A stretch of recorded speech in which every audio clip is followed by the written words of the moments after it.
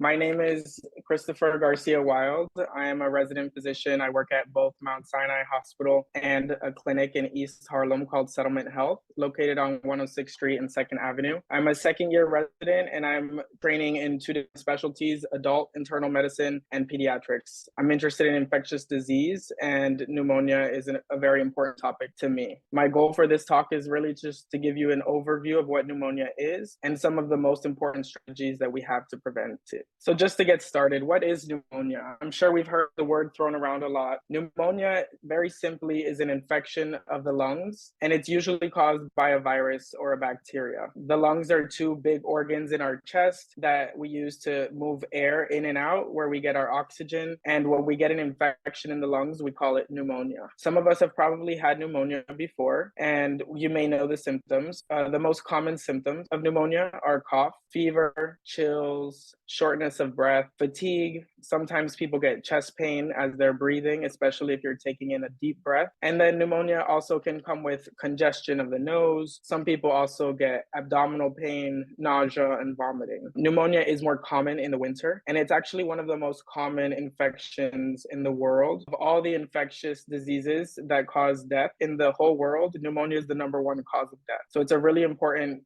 condition to know about. How do we test for pneumonia? Well, a lot of times people will walk into our clinic or into the hospital and they'll have these symptoms, and we will evaluate them. We will listen to their lungs and get the general story from them. And sometimes we will be suspicious for pneumonia. So we will test them with a nose swab to see if they have some of the most common viruses. And sometimes we get a chest x-ray, and sometimes we get blood work to look for signs of infection in their lungs and in their blood. When we find out that somebody does have pneumonia through these tests, then we start treatment, and we recommend that people hydrate, usually with something like water or Gatorade that has low sugar. A lot of fluids are important, especially when you have any kind of infection. We also will recommend things like Tylenol. Medications that reduce fever and pain are important. And then in some cases, we have to give antibiotics, especially if it's a bacterial pneumonia. In very severe pneumonia, we have to give oxygen to our patients. And in that case, the patient is usually in the hospital. There are a few different ways to prevent pneumonia, and we will be talking about the most important one in depth, which is vaccines. Some other strategies to prevent pneumonia are to avoid smoking. If you smoke cigarettes or anything else, it raises your risk of pneumonia significantly. And even reducing the amount that you're smoking, if it's hard for you to stop smoking, also makes a difference. So any change matters. And finally, washing your hands and wearing a mask is another way to prevent pneumonia, especially if you ride the train or if you're in places where there are a lot of people. We do recommend that you wear a mask at least while you're commuting to work to try to prevent pneumonia, especially in the winter months. So how is pneumonia spread? Well, this diagram basically shows how it works. Usually the virus or the bacteria is exhaled or coughed by somebody else near you, and you may inhale it through your nose, down your breathing pipe, your trachea, into your lungs. And the bacteria and the virus will start to replicate. It reproduces itself in your lungs, and that starts to cause some of your symptoms.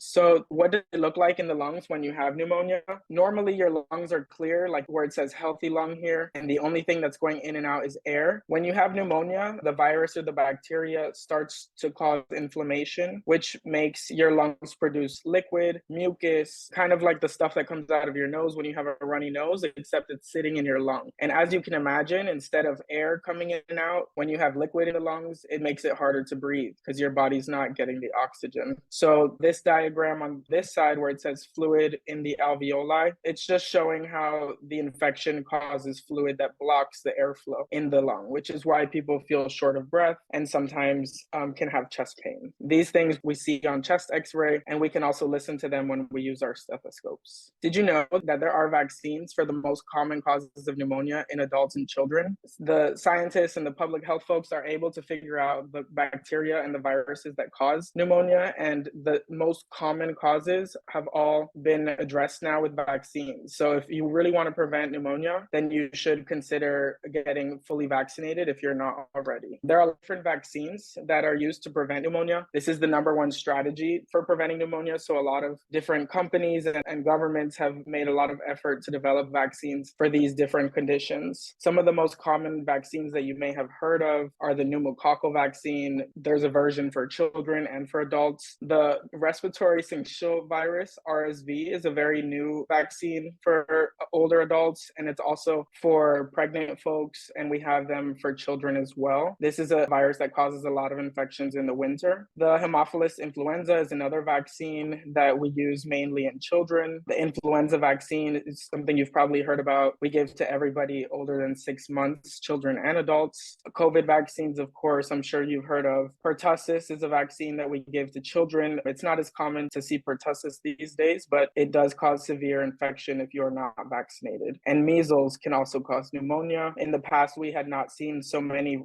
rates or infections with measles, but with some folks not being vaccinated, we have seen more cases of measles recently. There are a lot of details about who needs which vaccine, and it can get very confusing. I think the best strategy is to make an appointment with your provider and ask them to review your vaccine records to see which ones you're eligible for to make sure you're fully vaccinated. This is just some general information about the most common vaccines that can prevent pneumonia. So the pneumococcal one is most common in adults older than 65 or anybody older than 18 if you have health conditions like diabetes or other conditions that make you immunocompromised. The RSV vaccine recently released for adults over 60 and pregnant folks is also available through your provider, and newborns also get this vaccine. The Haemophilus influenza, as I mentioned earlier, is for children. The influenza shot is for all adults and children over 6 months. It's an annual shot, usually in the winter season. So it'll probably become available again in September for the upcoming winter cycle. The COVID shot is also very important if you have not received your series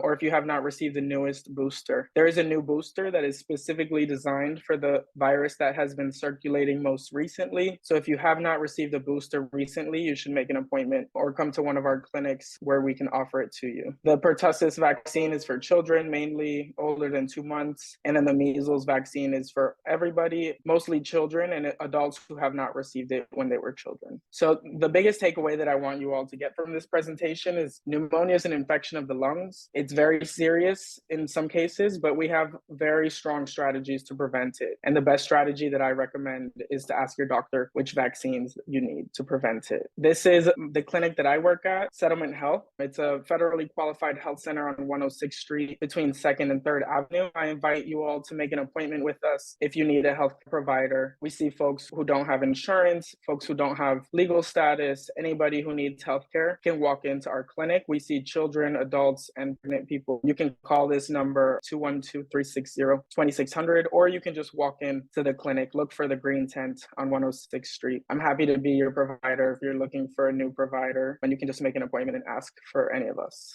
So pneumonia can happen with all these different conditions, like can have COVID that leads to pneumonia. Is pneumococcal pneumonia like a thing unto itself? Like that one is bacterial or viral? It's a bacteria, Streptococcus pneumonia. Okay. It sounds very similar to pneumonia in itself. It was one of the first identified bacteria that caused pneumonia, and that's part of why it was named pneumococcus. But streptococcal pneumonia is a specific type of pneumonia. It's the most common cause of pneumonia in adults and in children who are above elementary school age. It's a very common kind of pneumonia. And thankfully, we have a lot of vaccines for children and adults for pneumococcal pneumonia specifically.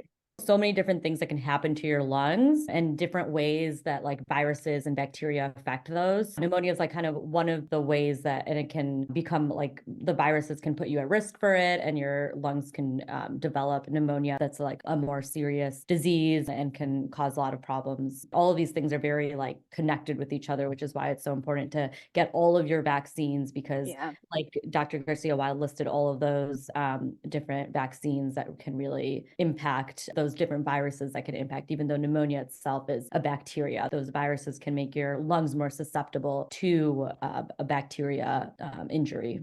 Vaccination has been shown to reduce the severity of pneumonia. It doesn't guarantee that you will not get pneumonia. You can still get infections from those same bacteria and viruses, but the research has shown that you're less likely to require oxygen and you're less likely to feel so out of breath that you end up going to the hospital and have to stay in the hospital. So vaccines are a good strategy both to prevent the pneumonia from happening and from reducing the severity of the pneumonia in general.